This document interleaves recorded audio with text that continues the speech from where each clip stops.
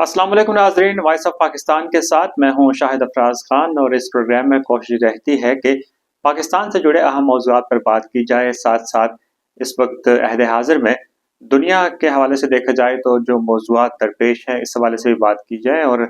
आज हमारी बातचीत का मौजू रहेगा नाज़रीन कि अगर इस वक्त आलमी सतह पर निगाह दौड़ाई जाए तो मस्नूई ज़हानत का एक दौर इनकलाब कहा जा सकता है, इस वक्त दुनिया में मौजूद है। और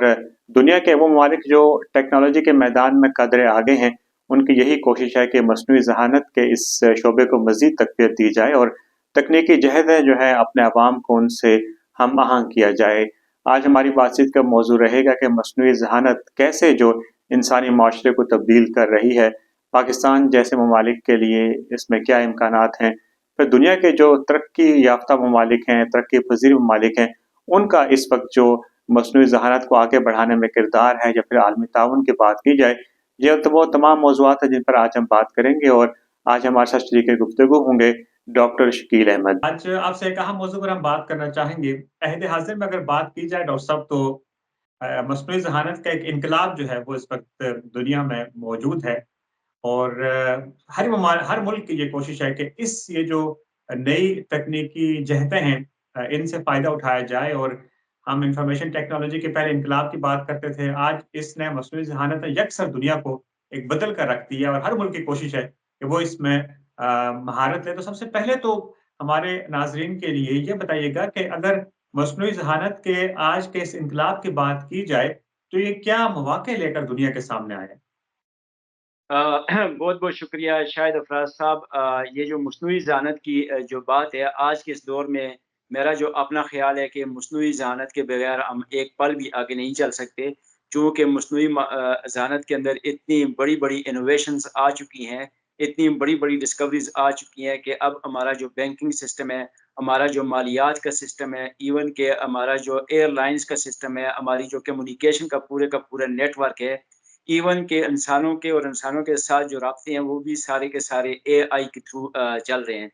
तो एआई हमारी ज़िंदगी का एक जो है ना इंटीग्रल पार्ट बन चुका है और इसके बगैर कोई चाराकार नहीं है कि हम आगे बढ़ सकें। तो दुनिया के जो मुख्तलिफ ममालिक हैं, जो एडवांस कंट्रीज़ हैं, उन्होंने तो एआई के अंदर काफ़ी महारत हासिल कर ली है और उनके जो नौजवान हैं वहाँ पे, वो एआई जैसी जो इन्फॉर्मेशन टेक्नोलॉजी है और मस्नूई जो ज़हानत है, इसमें बहुत आगे बढ़ रहे हैं और वो अपने सारे के सारे गवर्नेंस के निज़ाम को, अपने मुल्क की सियासत के निज़ाम को, माशी निज़ाम को और अपने तालीमी निज़ाम को, इवन के सेहत के निज़ाम को भी एआई के थ्रू जो है आर्टिफ़िशियल इंटेलिजेंस जिसको हम मस्नूई ज़हानत कहते हैं, इसके थ्रू वो चला रहे हैं, इसके ज़रिए वो उसको चला रहे हैं। तो मस्नूई ज़हानत जो है ना वो अब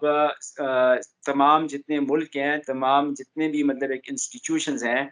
अब उनके उनके लिए ये ओढ़ना-बिछौना बन चुका है। इसके बगैर जो है ना अब हम ये नहीं कह सकते कि हम आगे बढ़ेंगे, लिहाज़ा अब हमें इस तरफ जाना होगा जो ऐसे मुल्क हैं जिनमें अभी तरक्की की रफ़्तार स्लो है। उन मुल्कों को भी चाहिए कि अगर वो तरक्की करना चाहते हैं, आगे बढ़ना चाहते हैं, तो मस्नूई ज़हानत के अंदर जो है वो अपना कमाल दिखाएँ, अपने नौजवानों को इस तरफ तरग़ीब दें कि वो मस्नूई ज़हानत का इस्तेमाल करें और इसके अंदर ट्रेनिंग और इसके अंदर तालीम हासिल करें, ताकि मस्नूई ज़हानत को इस्तेमाल करते हुए जो ऐसे मुल्क जहाँ पे तरक्की अभी तक नहीं हुई, वो आगे बढ़ सकें। सही। डॉक्टर साहब एक और अहम चीज़ कि चूँकि आपने ज़िक्र किया ऐसे ममालिक जो ऑलरेडी इस हवाले से काफ़ी काम कर रहे हैं, काफ़ी आगे है। लेकिन मजमूई तौर पर माशरे में एक मुनक़िस्म आरा पाई जाती है।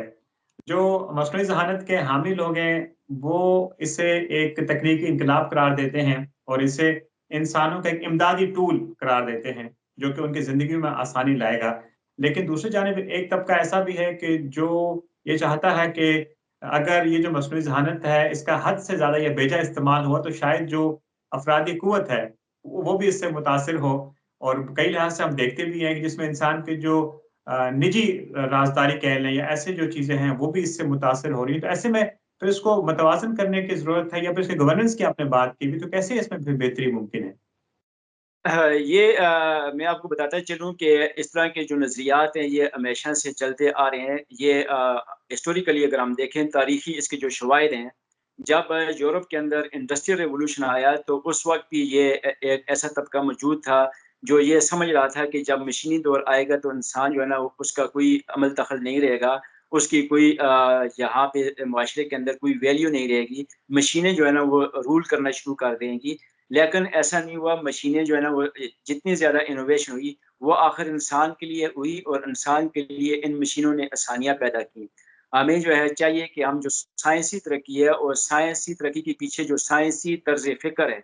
اس کو ہم سمجھیں اور اس کے ساتھ آگے بڑھیں. اگر ہم اس کو سمجھیں گے نہیں اور اس کے ساتھ آگے نہیں بڑھیں گے تو دنیا کے کچھ معاشرے تو بہت ہی زیادہ ترقی کر کے آگے چلے جائیں گے اور کچھ معاشرے بہت ہی پیچھے رہ جائیں گے. اس کی مثال میں خلافت عثمانیہ کی بھی دے سکتا ہوں کہ جہاں پہ پرنٹنگ پریس کی جو مشین تھی وہ کئی مطلب کہ صدیوں تک وہاں پہ اس کے اوپر پابندی تھی، جس کی وجہ سے اب ہم دیکھتے ہیں کہ جو مسلم معاشرے ہیں وہ پرنٹنگ پریس جب ایجاد ہوئی اس کا استعمال نہ کرنے کی وجہ سے وہ بہت پیچھے رہ گئے. تو لہٰذا جو مصنوعی ذہانت ہے یہ انسانوں کو ریپلیس تو نہیں کر سکتی لیکن انسانوں کے لیے آسانی پیدا کر سکتی ہے. تو میرا خیال ہے کہ اس کا جو استعمال ہے اس کو سائنس کے اندر، ٹیکنالوجی کے اندر، اپنی معیشت کے اندر، اور ایون کہ ہماری جو صحت کے جو سینٹرز ہیں، جو ہاسپیٹلز ہیں جہاں پہ نت نئے طریقے آ رہے ہیں تو اس میں اس کو استعمال کرنا چاہیے تاکہ ہم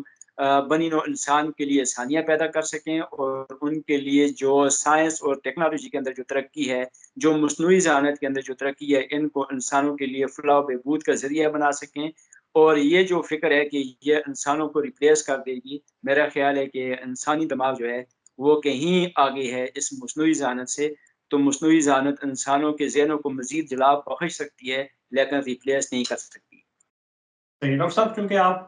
جو عالمی علاقائی امور ہیں ان پہ گہری نگاہ رکھتے ہیں اور ایک بین الاقوامی آپ کا ایکسپوجر بھی ہے، اور آپ سے یہ پوچھنا چاہوں گا کہ دنیا کے آپ نے چند بڑے ممالک کے حوالے سے آپ نے بھی بات کی، چین بھی انہیں میں شامل ہے اور آپ یہاں بھی تشریف لاتے رہتے ہیں. اگر تکنیکی جہتوں کی بات کی جائے تو یہ مشاہدے کی بات ہے کہ اس وقت چین میں جو مصنوعی ذہانت ہے زندگی کے مختلف شعبات میں، جس میں تعلیم ہے، صحت ہے، روبوٹکس کو آپ دیکھ لیں، اس میں چین جو ہے بڑے احسن انداز سے مصنوعی ذہانت کو بروئے کار لا رہا ہے. تو آپ اپنے مشاہدات کی روشنی میں کیا کہنا چاہیں گے؟ چین کا جو ترقیاتی ماڈل ہے یہ کیسا آپ اس کو پاتے ہیں اور پھر یہ عالمی مفاد میں کس قدر اہم ہے؟ یہ ایک بہت ہی شاندار سوال ہے، خاص کر چین کے حوالے سے، چونکہ چین کے ساتھ میرے جو اپنے جو ذاتی مراسم ہیں، وہاں کے جو اکیڈیمیا ہے، وہاں کے جو پالیسی میکرز ہیں اور ان کی جو سائنس کے جو سینٹرز ہیں ان کے ساتھ میرے کچھ مطلب ہے کہ اپنے پروفیشنل اور ذاتی جو ہے نا وہ تعلقات ہیں. ہمارے یہاں جو پاکستان کے اندر جو تھنک ٹینک ہے ہمارا اپنا ہے، جس کے اوپر ہم ریسرچ کرتے ہیں دنیا کے مختلف خطوں میں اور سسٹینیبل ڈیولپمنٹ کے اوپر ہم کام کرتے ہیں، سائنس اور ٹیکنالوجی کو ہم دیکھتے ہیں. تو اس میں ہماری جو اکیڈیمک جو کولابوریشن ہے وہ چائنا کے ساتھ موجود ہے. تو چائنا میں جو میری پہلی دفعہ جو میں چائنا گیا تو یہ کچھ 2008 کا زمانہ تھا. تو اس زمانے میں چائنا جو تھا وہ سائنس اور ٹیکنالوجی کے اندر جو ہے نا اس کی جو ترقی تھی وہ سوری تو اس کی جو ترقی تھی اس کا جو لیول تھا وہ آج کے چائنا سے بالکل مختلف تھا. اس زمانے میں دیکھ رہا تھا کہ وہاں پہ سائنس اور ٹیکنالوجی ترقی تو کر رہی تھی لیکن اس کی رفتار اتنی زیادہ تیز نہیں تھی، اتنا مطلب ہے کہ فاسٹ سپیڈ نہیں تھی جتنی کہ یہ ریسنٹ پاس میں کچھ 2 سال پہلے سوری کچھ 2 سال پہلے میں چائنا گیا تو وہاں پہ میں نے دیکھا کہ وہاں کا ریلوے سسٹم، وہاں کا کمیونیکیشن کا سسٹم، ایون کہ ان کا اپنا جو انٹرنل جو کمیونیکیشن نیٹ ورک ہے جس کو وہاں پہ ان کا اپنا پورے کا پورا ایک انفراسٹرکچر ہے جس کو ہم وی چیٹ بھی کہتے ہیں. تو وی چیٹ کے اندر وہ ساری چیزیں موجود ہیں. آپ جہاں کہیں جائیں تو وی چیٹ آپ کو آپ کی رہنمائی کرتا ہے. ایون کہ آپ کوئی شاپنگ مال میں جائیں تو وی چیٹ آپ کے پاس ہے. تو چائنا نے پوری دنیا سے ایک منفرد الگ تھلگ ایک مصنوعی ذہانت کا سسٹم ڈیولپ کیا. یہ چائنا کی اپنی ایک انوویشن ہے اور چائنا نے اپنا جو گورننس کا جو سسٹم ہے اپنے گورننس کے سسٹم کو بھی اس نے مصنوعی ذہانت کے تھرو اس کو بہت ہی زیادہ آگے ڈیولپ کیا. تو جو چائنا ہے، چائنا میں دنیا کے مختلف ملکوں میں گیا ہوں تو چائنا کی جو سائنس اور ٹیکنالوجی کے اندر اور مصنوعی ذہانت کے اندر جو اس نے جو ترقی کی اس کی مثال سوری اس کی مثال کہیں نہیں ملتی. تو یورپ کے اندر بھی میں نے دیکھا، آسٹریلیا کے اندر بھی دیکھا، لیکن چائنا کے اندر جس تیزی کے ساتھ، چائنا مطلب ہے کہ ایک ایسا ملک ہے جس کے اندر جو سائنٹسٹ ہیں، سائنسدان ہیں اور جو مصنوعی ذہانت ہے، جو بھی مسئلہ وہاں پہ درپیش آتا ہے تو وہ اس کے مطلب ہے کہ مصنوعی ذہانت کے اندر بھی اس کے مختلف پہلو تلاش کرتے ہیں۔ میں آپ کو ایک ورکشاپ کا ذکر آپ سے کروں گا اپنے چائنا ریڈیو انٹرنیشنل کے جو سامعین ہیں ان کے لیے، کہ ایک دفعہ چائنا کے اندر ایک ورکشاپ ہو رہی تھی۔ اس ورکشاپ کے اندر سوشل سائنسز کے لوگ، اے آئی کے لوگ، اکانومی کے لوگ اور فارن افیئرس کے لوگ، مختلف ملٹی ڈسپلینری قسم کے لوگ اس ورکشاپ میں موجود تھے۔ اس میں جو فارن افیئرس کے اوپر اور پالیٹکس کے اوپر، ایون کے معاشیات کے اوپر جو ہم ڈسکشن کرتے تھے، ہمارے ساتھ جو اے آئی کا گروپ تھا وہ ان آئیڈیاز کو ٹرانسلیٹ کرتا تھا۔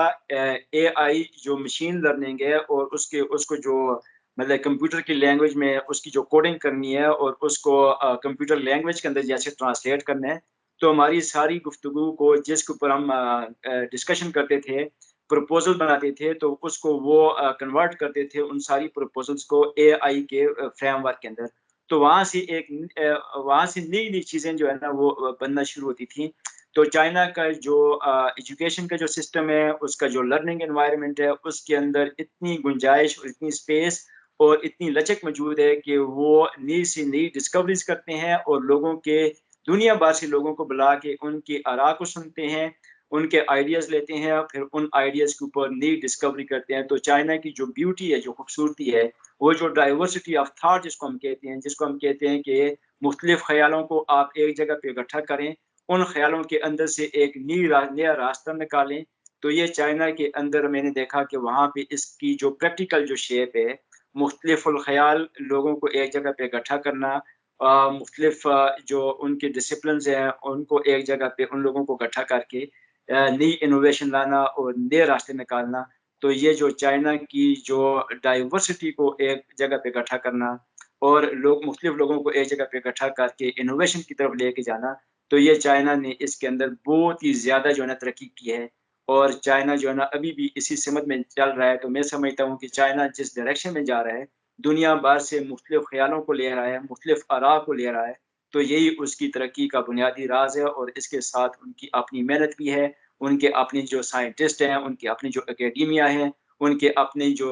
ریسرچ کے جو سینٹرز ہیں، انہوں نے بھی پچھلے کچھ عرصے میں بے پناہ قسم کی کنٹریبیوشن دی ہیں۔ تو چائنا جو ہے وہ مصنوعی ذہانت میں بہت ہی تیزی کے ساتھ وہ آگے بڑھ رہا ہے۔ مطلب ہے کہ اس کی اسپیڈ اس طرح دیکھیں کہ اب چائنا جو ہے وہ اپنی آرٹیفیشل انٹیلیجنس کے تھرو، مصنوعی ذہانت کے تھرو اپنے ریل کے سسٹم کو ایڈجسٹ کر رہا ہے۔ اس کا ریلوے سسٹم اس وقت دنیا کے اچھے ریلوے سسٹم کے اندر موجود ہے۔ وہ اس نے اپنے بینکنگ سسٹم کو، اپنی معیشت کو، سب کو مصنوعی ذہانت کے ساتھ انٹیگریٹ کر کے چائنا اس وقت ایک گلوبل پاور کے روپ میں دنیا کے سامنے آ رہا ہے۔ صحیح ڈاکٹر صاحب، آخر میں چونکہ پاکستان کے حوالے سے تذکرہ کیا جائے، آپ نے اپنے بات چیت کے ابتدائیہ میں ذکر کیا تھا نوجوانوں کا، اور ظاہر ہے اس میں چونکہ آپ ماہر تعلیم بھی ہیں، تو ہمیں پھر اپنا جو تعلیمی نظام ہے، یہ جو تعلیمی سلیبس ہے، یہ سوال اس وجہ سے میں آپ سے پوچھنا چاہ رہا ہوں ڈاکٹر صاحب کہ ایک طرف ایلون مسک یہ کہتے ہیں کہ شاید جو ہماری یونیورسٹی کی ڈگریز ہیں ان کی اتنی وقت آئندہ عرصے میں نہ رہے جتنی ایک سرٹیفائڈ اسکل میں یا پھر سرٹیفکیشن کی طرف ہے، یا اس طرف ہم جا رہے ہیں۔ ظاہر اے آئی بھی انہی میں شامل ہے۔ ایسے میں پھر ہمیں اپنے جو نوجوان ہیں انہیں کیسے ان کی حوصلہ افزائی کرنا ہوگی، یا کیسے ان کو ایک رہنمائی فراہم کرنا ہوگی؟ یہ ایک بڑا ایمرجنگ اور چیلنجنگ کوشچن ہے اس وقت۔ آپ دیکھیں کہ دنیا بھر کے اندر، ایون کہ یورپ کے اندر بھی، مختلف یونیورسٹیز کے اندر بڑے اچھے اچھے ڈپارٹمنٹ جو ایک زمانے میں بہت ہی اچھے تصور کیے جاتے تھے، دنیا میں ان کی بڑی رینکنگ ابھی بھی ہے، وہ بھی بند ہوتے جا رہے ہیں۔ اب یہ جو یونیورسٹیز کے اندر مختلف ڈپارٹمنٹس کا بند ہونا ہے، یہ بیسیکلی جو مصنوعی ذہانت آ رہی ہے، اس کی وجہ سے ایک بڑا چیلنج ہے، خاص کر جو تعلیم کا جو شعبہ ہے اس کے لیے بھی ایک بڑا چیلنج ہے۔ پاکستان کے اندر اس وقت جو نوجوان ہیں، وہ ہماری جو آبادی ہے، اس آبادی کا بہت ہی بڑا جو جنگ ہے، کوئی 65-66% جو ہے نا ہمارے نوجوان ہیں اس وقت پاکستان کے اندر۔ اب ہمارے پاس یونیورسٹیز بھی ہیں، تعلیمی ادارے بھی ہیں۔ اب ان یونیورسٹیز اور تعلیمی اداروں کو اپنے آپ کو انٹیگریٹ کرنا پڑے گا، جو مصنوعی ذہانت کے اندر جو تبدیلیاں آ رہی ہیں، جو انوویشن آ رہی ہیں، ان کے ساتھ اپنے آپ کو انٹیگریٹ کرنا پڑے گا۔ تب جا کے ہماری ڈگریاں جو ہے نا وہ کسی انٹرنیشنل فورم کے اوپر جو ہے نا وہ ان کی ایکسیپٹیبلٹی ہوگی. اور اس کے اندر میں آپ کو یہ بتاؤں کہ اس وقت جو اسکل ڈیولپمنٹ ہے، جو اسکلز ہیں، جب تک ہمارے نوجوان اور ہمارے طالبات اسکلز نہیں سیکھیں گے تب تک یہ آگے بڑھ نہیں سکتے، چونکہ اس وقت دنیا آپ سے اسکلز مانگتی ہے، آپ سے ڈگری نہیں مانگتی. بہت سارے ایسے ادارے اب دنیا میں ہیں، ایون کہ جو بڑے بڑے مطلب ہے کہ سائنس اور ٹیکنالوجی کے ادارے ہیں، ایون کہ اے آئی کے ادارے ہیں، تو وہاں پہ وہ ڈگری ایک طرف رکھ دیتے ہیں، وہ اس کو پوچھتے نہیں ہیں، وہ کہتے ہیں کہ آپ کے پاس کوئی اسکل ہے تو آپ آگے بڑھ سکتے ہیں. تو اس وقت جو ہے نا وہ اسکل میٹر کرتی ہے. آپ کی ڈگری جو ہے نا وہ ٹھیک ہے آپ ساتھ لیں، لیکن ڈگری والوں کو بھی، جن کا میرا مطلب یونیورسٹیز ہیں، تو یونیورسٹیز کو بھی اپنا جو کریکولم ہے اس کو دوبارہ ری وزٹ کرنا ہوگا. تمام جتنا بھی کریکولم ہے، جتنا بھی اسکیم آف اسٹڈیز ہیں یونیورسٹیز لیول کے اوپر، اس کے اندر جو آرٹیفیشل انٹیلیجنس ہے اس کے ساتھ اس کو انٹیگریٹ کریں، تاکہ ہمارے جو بچے ہیں جو ڈگری لیتے ہیں، کل کے دن ڈگری لینے کے بعد وہ بے روزگار نہ پھریں، وہ ایسا نہ ہو کہ وہ سوسائٹی اور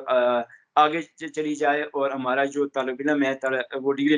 لینے کے بعد پیچھے رہ جائے. تو ہم نے اپنی ڈگریوں کے سسٹم کو، اپنے ایجوکیشن کے سسٹم کو بھی جو آج کی جو ایمرجنگ جو ٹیکنالوجیز ہیں ان ٹیکنالوجیز کے ساتھ انٹیگریٹ کرنا ہے. اور انٹیگریٹ کرنے کے بعد جس طرح چائنا نے ترقی کی، چائنا نے مختلف جو ڈائیورسٹی ہے، ملٹی ڈسپلینری جو اپروچ انہوں نے لی ہے، مختلف شعبوں کو ایک ساتھ بٹھا کے ان کی رائے لی ہے. پاکستان کے اندر بھی اب ہمیں اپنی بارڈرز کو جو ہماری انٹلیکچوئل بارڈرز ہیں ان سے آگے جانا پڑے گا. اب میں مطلب ہے کہ یہاں پہ میتھمیٹکس کا جو پروفیسر ہے اس کو بھی چاہیے ہوگا کہ وہ سوشل سائنسز کے ساتھ کولیبوریٹ کرے. اب یہاں پہ پولیٹیکل سائنس کے پروفیسر کو بھی چاہیے ہوگا کہ وہ اے آئی کے جو پروفیسر ہیں ان کے ساتھ کولیبوریٹ کرے. جتنی زیادہ cross disciplinary, multi disciplinary collaboration ہوگی اتنی زیادہ انوویشن ہوگی. اور اسی طرح پاکستان کو بھی اپنے دروازے جو ہیں وہ کھولنے پڑیں گے. دنیا بھر کے جتنے بھی سائنٹسٹ ہیں، دنیا بھر میں جتنے بھی قابل ترین دماغ ہیں، ان کا ایک مطلب ہے کہ جس طرح چائنا کے اندر بے پناہ قسم کی کانفرنسز ہو رہی ہوتی ہیں، یہاں پہ بھی اس طرح کی ہوگی. اس میں لوگ آئیں گے، بیٹھیں گے، تو پھر ہم یہاں پہ مصنوعی ذہانت کے اندر اور سائنس اور ٹیکنالوجی کے اندر ہم ترقی کر سکتے ہیں. جی بہت شکریہ آپ کا ڈاکٹر محمد شکیل احمد صاحب، آپ نے اپنی مصروفیات میں سے ہمیں وقت دیا. میں ایک مرتبہ پھر آپ بہت کا انتہائی شکریہ.